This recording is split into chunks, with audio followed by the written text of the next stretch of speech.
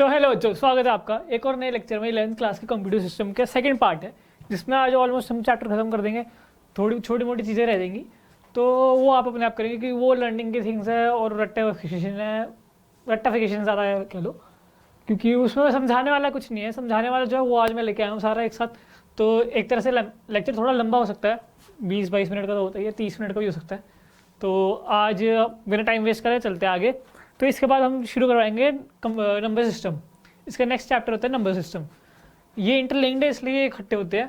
तो next chapter number system है, जिसमें आपके बाइनरी से डेसिमल कन्वर्ट करना, डेसिमल से ऑक्टल, ऑक्टल से हेक्साडेसिमल, हेक्साडेसिमल से बाइनरी में कन्वर्ट करना, ये सारी चीज़ें आएंगी। बिट्स के बारे में आपको जानना पड़ेगा। एक टेबल है वो ज़रूर याद कर लेना, इसमें होगी, लास्ट में लगाई है मैंने, तो वो ज़रूर याद करनी है ताकि आसानी हो हमें। ठीक है, तो चलिए चलते आगे। तो पहला है हमारा सॉफ्टवेयर।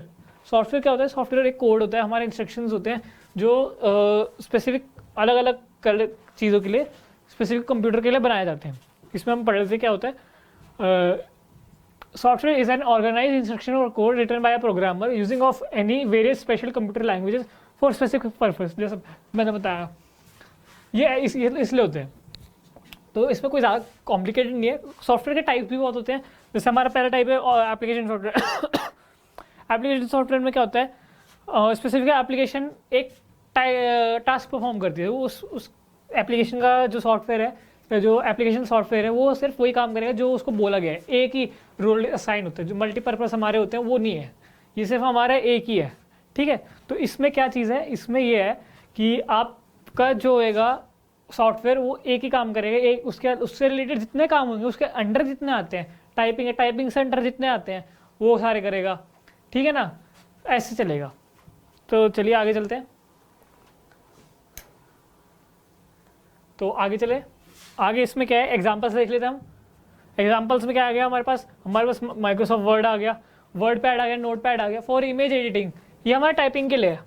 इमेज एडिटिंग के लिए फोटोशॉप, विस्का, कोरेल, ठीक है, ये सारे होते हैं हमारे साथ। ये हमारे पास ये सारे होते हैं। ठीक है, तो आगे चलते हैं। आगे में हमारे पास क्या आएगा, टाइप्स ऑफ सॉफ्टवेयर। जैसे मैंने बताया, सॉफ्टवेयर के भी डिफरेंट टाइप्स होते हैं। General purpose application software, software जो है वो एप्लीकेशन सॉफ्टवेयर में आता है। एप्लीकेशन सॉफ्टवेयर में ये 3 आते हैं: general purpose, specific purpose, system software. ठीक है, इसमें क्या होता है हमारा, जनरली हम पहले लेते हैं, पहला ये वाला जनरल पर्पस। जनरल पर्पस में एप्लीकेशन में क्या होता है, made for common user, day to day application use for tools example. ठीक है, ये होगा कोई सॉफ्टवेयर है, मेरे को भी नहीं पता, बुक में था, बुक में मैंने देख लिया, टाइप मार दिया फटाफट। तो ये होता है customise software which are made as per the user requirement such as banking system, pay call system, जो भी आपके पेटीएम वगैरह है, इनके सिस्टम के लिए ये सारे सॉफ्टवेयर वगैरह जो यूज़ करते हैं, ये मतलब यूज़र की रिक्वायरमेंट मेन होती है। यूज़र की रिक्वायरमेंट उन्होंने हमें क्या कहते हैं इसमें हाईलाइट कर रखा है, स्पेसिफिक पर्पस, जनरल पर्पस। तो इससे हमें डेफिनेशन याद हो जाती है। इनकी डेफिनेशन में से आती नहीं, पर हाँ कभी कभी आ सकती है। लंबे अगर टीचर के पास सिर्फ आपका यही चैप्टर आ रहा है और पाइथन से बहुत कम कंटेंट आ रहा है तो आ सकते हैं बिल्कुल। तो अगला है सिस्टम सॉफ्टवेयर। सिस्टम सॉफ्टवेयर अब क्या है, it provides the environment for programming application softwares. It is an interaction और interface between hardware and the user. हमारा जो सिस्टम होता है, जो हमारा हम सॉलिड उसमें देखते हैं, वो एक तरह से क्या है, हमारा हार्डवेयर है, वो उसको हम हार्डवेयर कहते हैं। और जो यूज़र्स है वो हम है, मैं हूँ, कोई और यूज़ कर रहा है, जो भी बंदा उसको यूज़ कर रहा है वो यूज़र है। तो उसके बीच में इंटरेक्शन कैसे होगा, सॉफ्टवेयर के थ्रू होगा। सॉफ्टवेयर बिना हार्डवेयर के कुछ नहीं है, हार्डवेयर बिना सॉफ्टवेयर के कुछ नहीं है। सिर्फ कम्प्लीटली यूजलेस बॉक्स है, कम्प्लीटली यूजलेस एप्लीकेशन है। एप्लीकेशन भी नहीं कहेंगे, वो कम्प्लीटली यूजलेस चीज़ है हमारे लिए कोई नहीं है। वो कहते हैं ना, जैसे हम किसी चीज़ में इन्वेस्ट करते हैं, स्टॉक्स वगैरह में अगर इन्वेस्ट करें, वो हम अगर ढंग से इन्वेस्ट करें तो सही है, हमें इनकम देंगे। अगर नहीं करें तो हमें रेवेन्यू नहीं मिलेगा। क्यों? क्योंकि भाई वो स्टॉक है ही नहीं, वो कंपनी डूब गई तो गई। ये कंपनी है, अच्छा कमा रही है। अब ऐसी सॉफ्टवेयर और हार्डवेयर इकट्ठे हैं तो अच्छा चल रहे हैं, बहुत अच्छा चल रहे हैं। अगर सॉफ्टवेयर और हार्डवेयर अलग अलग हो गए भाई तो कुछ नहीं है, दोनों का एक दूसरे के बिना कुछ भी नहीं है। वो चले आगे चलते हैं। अब आगे में क्या है हमारे पास फंक्शन होगा system software. System software different function बताए हुए हैं। इसमें हमारा क्या होता है, सबसे पहला आता है रीडिंग डेटा और रिसीविंग इन्फॉर्मेशन। ये चीज़ है। इसमें क्या होता है, रिसीविंग डेटा क्या होता है, आपको कोई डेटा देना है, ठीक है, कोई बंदा आपको डेटा दे रहा है, चाहे मुझे वो पेन ड्राइव की फॉर्म में दे, सीडी की फॉर्म में दे, या मेल करे, या फिर और भी डिफरेंट फॉर्मेट्स हैं उनमें करे, तो वो रिसीविंग होगी, वो मुझे दे रहा है। अब क्या है दूसरे के रिसीविंग इंफॉर्मेशन, ये होगी हमारे रिसीविंग डेटा भी कह सकते हैं, रिसीविंग इंफॉर्मेशन भी कह सकते हैं, इसको हम डेटा भी कह सकते हैं। रिसीविंग डेटा, इंफॉर्मेशन ये होगी, इंफॉर्मेशन क्या, किसी चीज़ के बारे में जानकारी, ठीक है ना। और अब रीडिंग डेटा में क्या होगा, रीडिंग डेटा जो डाटा हम रीड कर सकते हैं, सिर्फ कुछ होती है ना फाइल्स जिस पे लिखा होता है रीड ओनली, जिसके पास आपको चेंजिंग का एक्सेस नहीं होता।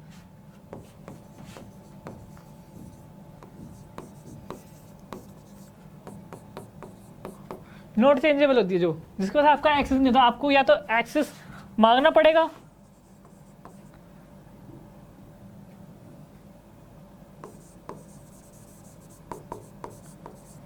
या फिर आपको अपने में सेव करके, वो दूसरे तरीके होते हैं, बहुत तरीके होते हैं, वहाँ पे नहीं जाएंगे, खैर वो बहुत लंबा टॉपिक हो जाएगा, वहाँ नहीं जाएंगे। तो अब अगला आता है, ये हमारा हो गया, ठीक है। अगला आता है ट्रांसलेटिंग डेटा एंड इंस्ट्रक्शंस। अब जो इंस्ट्रक्शंस देते हैं वो अब मैं कंप्यूटर थोड़ा लो, कंप्यूटर ये करो ये करो, वो तो नहीं होता, क्योंकि हरे AI नहीं है, मेरा तो क्या सिस्टम है, कंप्यूटर है, ठीक है ना। मैंने उसको नाम, चलो मान नाम भी दे दिया, सब कुछ कर दिया, बट AI तो नहीं है।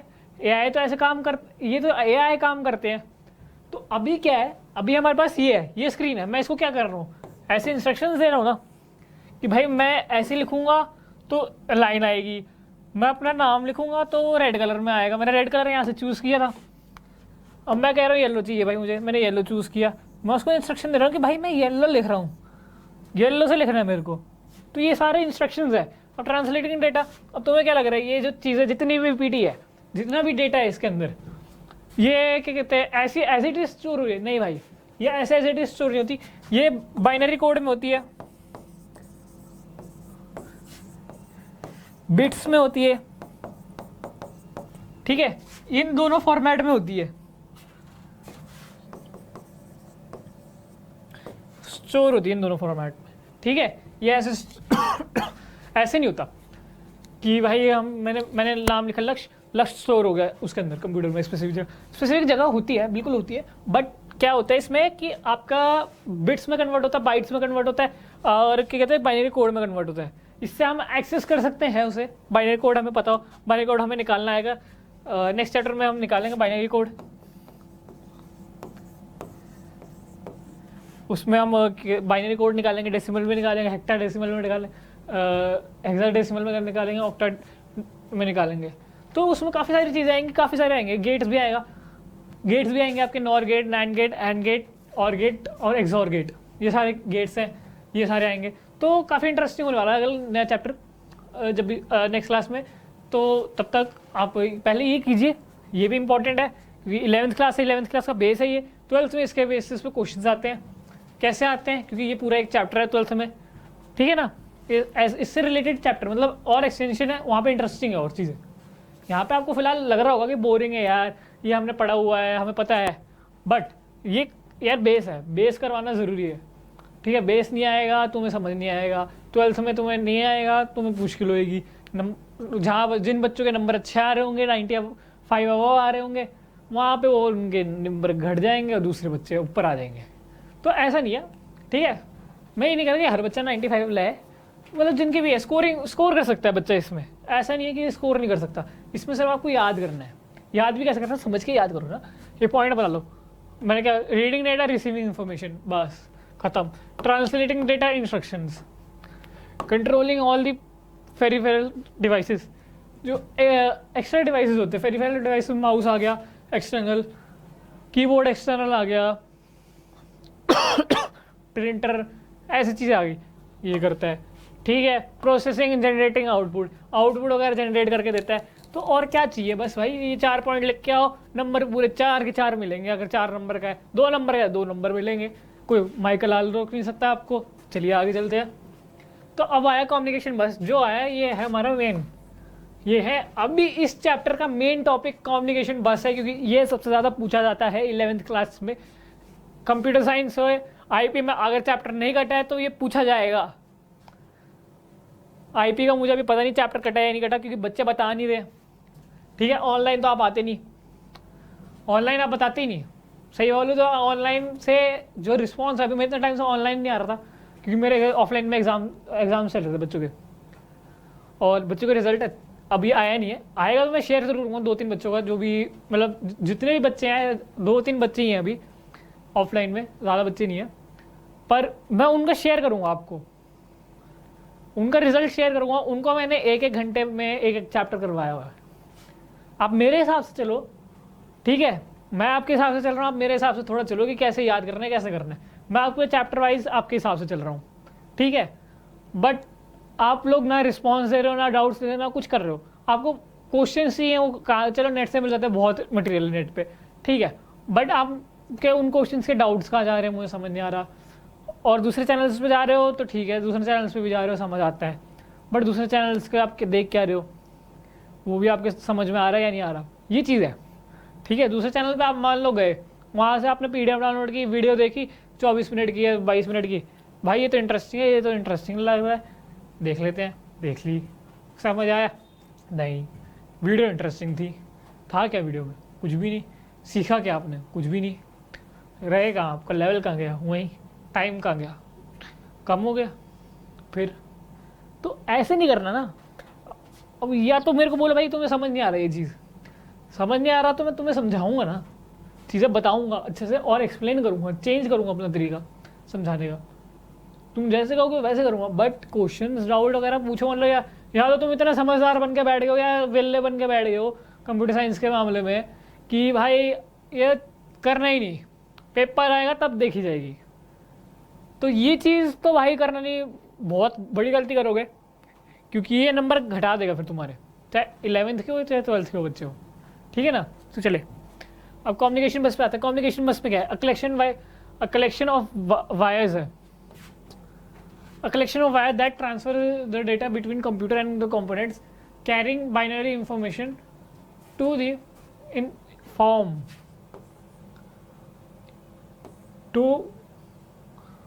of input output devices and memory. It usually transmit binary numbers.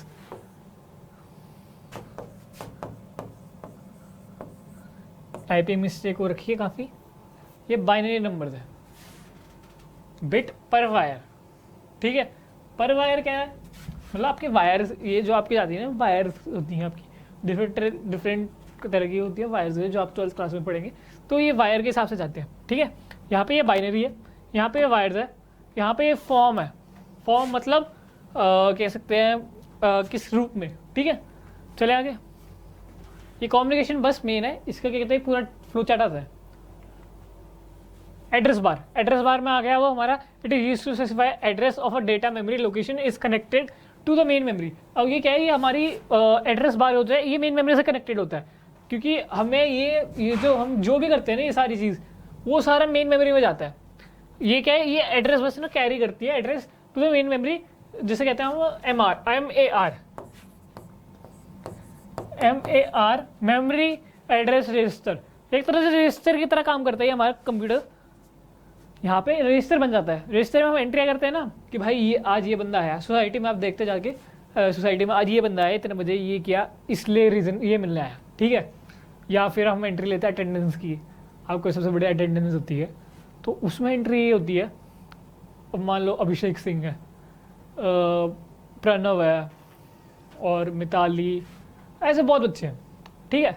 तो अब इनमें से क्या है, मैं तीनों का नाम ले रहा हूँ, तीनों में से मिताली नहीं आई, ठीक है, एब्सेंट लग गई, ये एंट्री होगी मेरी, ठीक है। तो वही क्या करते हैं, अब मैं कुछ भी कंप्यूटर में लिखूंगा ना, कुछ भी मैं सेव करूँगा, जो पर्सनल मेमोरी मेन मेमोरी में सेव करना चाहूँगा ना, वो थ्रू होगा MAR के। फिर से कह रहा हूँ, MAR मेमोरी एड्रेस रजिस्टर होता है, याद कर लेना। ये 16 बिट्स का होता है, 16 बिट्स कंज्यूम करता है। फॉर एग्जाम्पल लेके आया इसलिए क्योंकि 16 बिट्स का एग्जाम्पल देना जरूरी है, ठीक है। अब 64 बिट का एड्रेस है, बस can transfer 264 memory location addresses, ठीक है। ये मुझे कुछ गलत लग रहा है यार, गलत लग रहा है यार कुछ, ये तो गलत लग रहा है क्योंकि 264 तो होते ही, तो क्योंकि वैल्यू हो जाती है ना जो हो जाती है 0 और 1 में, ठीक है। और ये इन दोनों को ज्वाइन करते हैं तो 2 से ऊपर जाती नहीं, या तो 2 की पावर 64 है, ये 2 की पावर 64 है, ये 2 की पावर 64 है भाई। क्या है, कैन ट्रांसफर 2 की पावर 64 इस स्पीड से ट्रांसफर होती है भाई, इस स्पीड से ट्रांसफर होगी। Bit can transfer, bit address bus can transfer this 2 की पावर 64, मतलब आप मान लो 2 की पावर 64 कितनी होगी, बहुत हाई होगी भाई, ठीक है। ये होगी मेमोरीज लोकेशन और एड्रेस। 64 बिट जो जाएगी वो 2 की पावर 64, अब 16 बिट जाएगी 2 की पावर 16 जाएगी, अब वो मान लो 20 बिट जाएगी तो 2 की पावर 20 जाएगी, तो ऐसे ऐसे चलता रहेगा, वो पावर में आता रहेगा, ठीक है। जैसे जैसे जाएगा वो पावर में आएगा, जो भी डिजिट आएगी 100 आए वो 2 की पावर 100 आ जाएगी, ठीक है। ऐसे चलते हैं। अब आगे डेटा बस। अब इसका फ्लो चार्ट बताते हैं। पहले ही कम्युनिकेशन बस,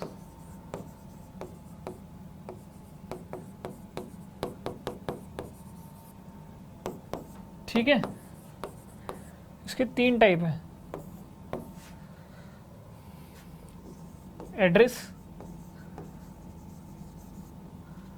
डेटा, नेक्स्ट अभी बताएंगे।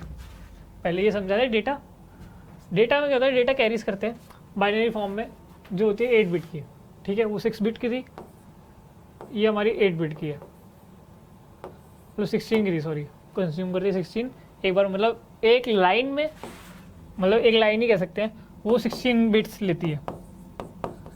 ये एक लाइन में 8 बिट लेती है, ठीक है। ये क्या करती है, ट्रांसफर करती है data from one place to component of another computer system. The size of the bus data bus from the memory to CPU is equal to the number of bits in an instruction which is called CPU word length। ये चीज़ यहाँ से होगी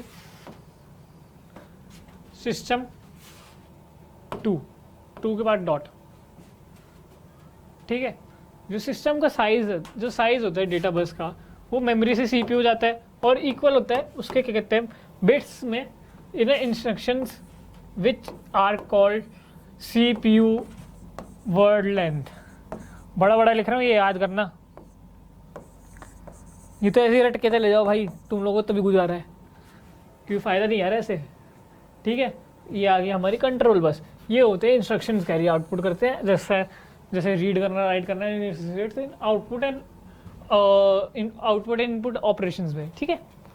तो चलते हैं आगे। Operating system OS, यार इसका तो पता है सबको कि हमारे पास डिफरेंट OS है, iOS है, विंडोज़ है, लिनक्स है, और भी है, Ubuntu है, ठीक है।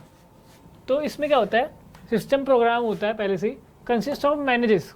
अब मैनेजेस कहेंगे ये लैंग्वेज कोई बनी नहीं, पर क्या है पता है, रिसोर्स मैनेजर कहते हैं। कंसिस्ट ऑफ रिसोर्स मैनेजर लिखा जाएगा, ना कि ये भी लिख सकते हैं, मैंने जो लिखा है कि ये मेरे पर्सनल नोट्स में से मैंने बनाया है, तो पर्सनल नोट्स मैंने अपना बनाया, तो उसमें थोड़ी बहुत गलती आ जाती है यार। मेरे 11th क्लास के नोट्स मैंने रिव्यू भी मारे हुए, मैं सिर्फ यही लिख के आया था वैसे तो। Software that application software can run it. अब ये क्या है, ये जो मेन है ना सारा मेन है, ये बस कह रहा हूँ, सॉरी, ये OS मेन है। OS के बारे में बहुत नॉलेज देगा यहाँ से आपको। OS कितने टाइप के होते हैं, मल्टीपर्पज़ होते हैं, सिंगल पर्पज़ होते हैं, एम्बेडेड OS भी होते हैं, मतलब बहुत चीज़ें हैं। ये चीज़ें अभी आप हायर लेवल पे जाके पढ़ेंगे, तो इसके बाद जाके पढ़ेंगे, उसमें आपको सिर्फ यहाँ पे नाम दे, सिंगल टास्किंग होते हैं,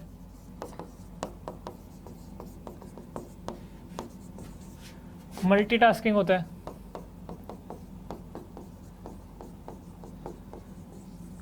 ठीक है, एम्बेडेड होते हैं, एम्बेडेड टास्किंग होती है, और भी बहुत चीज़ें और भी होते हैं। स्पेसिफिक वाले भी होते हैं।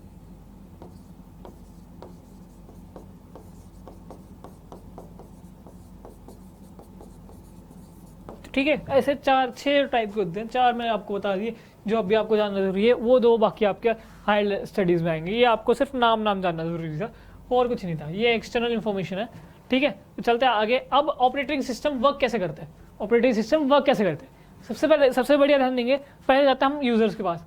यूज़र्स क्या करते हैं, पहले सबसे पहले चीज़ जाएगी यूज़र पे, यूज़र के बाद जाएगी दूसरी चीज़ पे, फिर तीसरी पे, फिर चौथी पे, फिर फाइनली आपको आउटपुट मिल जाएगी, चौथी पे आकर आउटपुट मिल जाएगी। पर बीच में के स्टेप्स क्या होते हैं, कैसे करते हैं, वो आगे हम जानते हैं। पहले क्या है, यूज़र लिखा है, यूज़र जाएगा सॉफ्टवेयर के पास, सॉफ्टवेयर गया ऑपरेटिंग सिस्टम के पास, ऑपरेटिंग सिस्टम से हार्डवेयर पे गया, फिर आई हमारी आउटपुट। ठीक है, ये आउटपुट आई हमारी, क्यों, कैसे, कब। ये इतना सारा प्रोसेस आपका कितनी जल्दी हो जाता है, विद इन सेकेंड्स में होता है हमारा। प्रोसेसिंग स्पीड हमारी बहुत तेज होती है।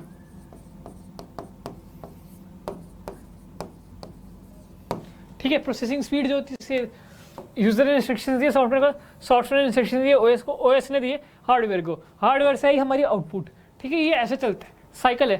अब आउटपुट है, आउटपुट को फिर यूजर ने लिया, उसके बाद फिर सॉफ्टवेयर को दिया, फिर ऑपरेटिंग सिस्टम को दिया, फिर हार्डवेयर को दिया, फिर आउटपुट आई, फिर दूसरी तीसरी आउटपुट को लिया, फिर ऐसे चलता रहेगा, एंडलेस है ये इन्फिनिट लेवल पे भी हो सकता है, इन्फिनाइट लेवल पे भी हो सकता है। क्यों, क्योंकि इसका है ही नहीं यार, ये तो यूज़र के ऊपर डिपेंड है ना, ये तो डिपेंड है यूज़र के ऊपर। अब आपको देखना कि आपको कब स्टॉप करना है, आप यूज़र हो, आपको पता होना चाहिए स्टॉप कब करना है मेरे को। ठीक है, आगे चलिए। तो अब फंक्शन ऑफ ऑपरेटिंग सिस्टम, इसमें आता है हमारे पास डिफरेंट टाइप के मैनेजमेंट। ठीक है, इसमें होता है processor management, memory management, device management. इसमें होता है लोड्स और शेड्यूल्स करता है, एग्जीक्यूट प्रोग्राम करता है, ये प्रोसेसिंग होती है सारी हमारे प्रोसेसर होता है। आई जनरेशन 3, इंटेल 3, AMD, रेंजन। ठीक है, ये सारे हमारे प्रोसेसर होते हैं। ठीक है ना। अब ये होता है मेमोरी। मेमोरी क्या करती है, एलोकेट करती है, वहाँ पे हमें लोकेशन देती है, एक तरह से डिलीट करती है, अगर इजी बोलूँ तो मैं, शिफ्ट करती है। ये इजी लैंग्वेज बोल रहा हूँ, आपको लिखना ये है for a program execution, program कोई भी चला लो भाई।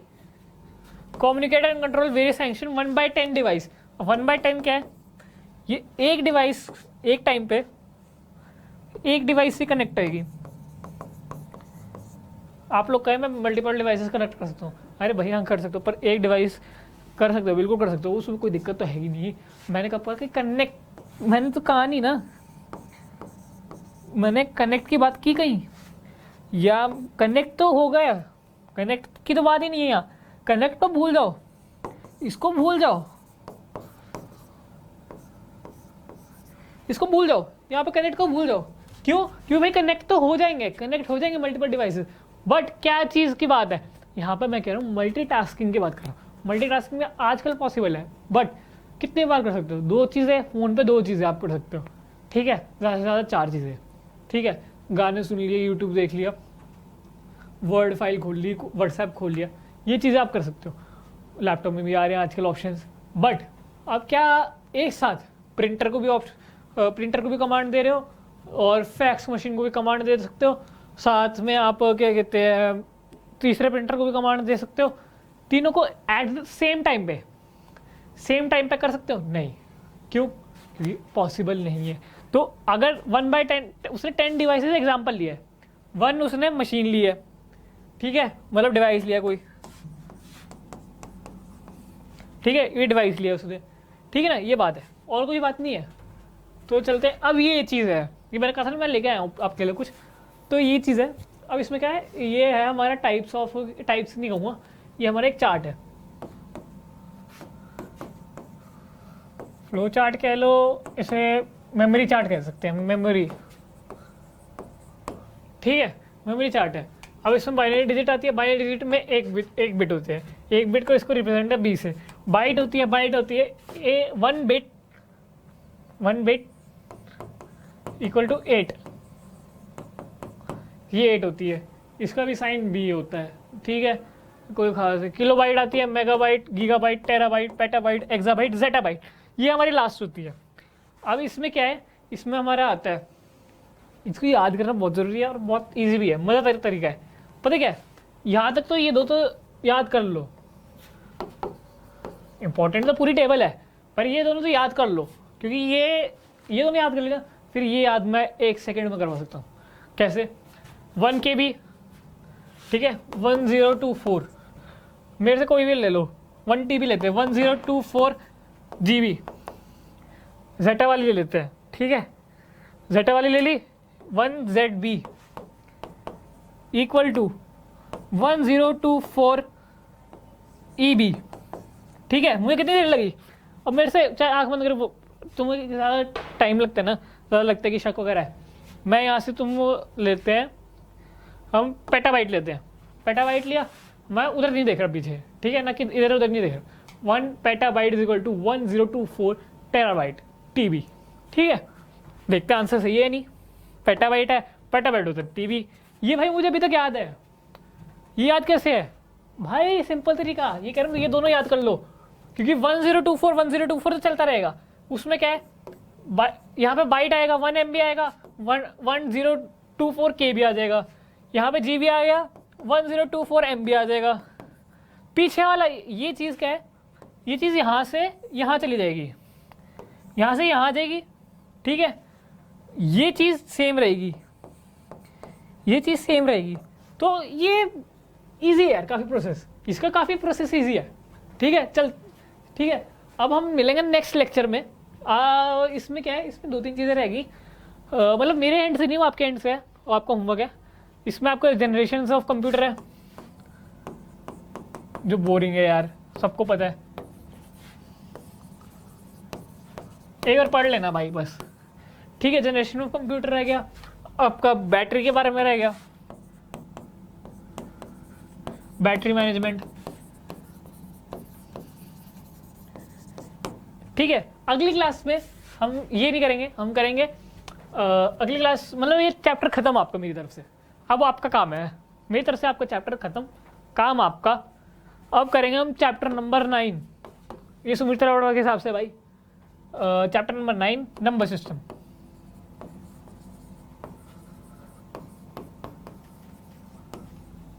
ये करेंगे, जिसमें आएगा हमारा बाइनरी। सबसे पहला टॉपिक ये होगा, डेसिमल, ऑक्टल, हेक्साडेसिमल। अब इसका भी मैं बता दूं, बाइनरी का 2 होता है, इसका 10 होता है, इसका 8 होता है, इसका 16 होता है, और ये सारे काफ़ी इंटरेस्टिंग है। जोर गेट आएगा, नॉर गेट आएगा, और गेट आएगा, एंड गेट आएगा, ठीक है। और कौन सा आएगा, और कौन सा रहेगा, एंड हो गया, और हो गया, एंड आएगा, मतलब कॉम्बिनेशन आएंगे,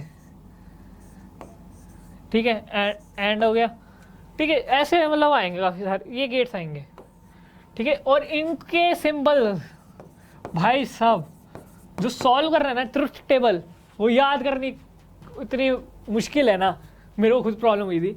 सिंबल्स याद करना चलो बंदा फिर भी एक बार कर लेता है, पर सिंबल्स के लिए मैं आसान ट्रिक लेके आऊँगा, एक लेके आऊँ, मेरे पास रेडी है, पर वो सिंबल्स की ट्रिक जो है ना, उससे पहले मैं आपसे एक ट्रिक पूछूंगा कि इसको कैसे याद कर सकते हैं।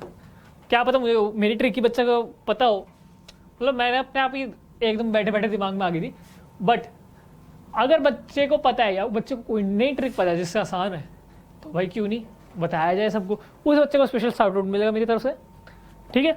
तो चलिए मिलते हैं नेक्स्ट क्लास में, तब तक के लिए आप बाकी का करते रहिए और ऐसे ही पढ़ते रहिए, ऐसे नहीं मतलब थोड़ा अच्छा पढ़िए, क्योंकि ऑनलाइन रिस्पॉन्स चाहिए मुझे, तो थोड़ा ऑनलाइन रिस्पॉन्स अपना ज़्यादा लाइए। तो मिलते हैं नेक्स्ट लेक्चर में चैप्टर 9 के साथ, नंबर सिस्टम के साथ। Thank you.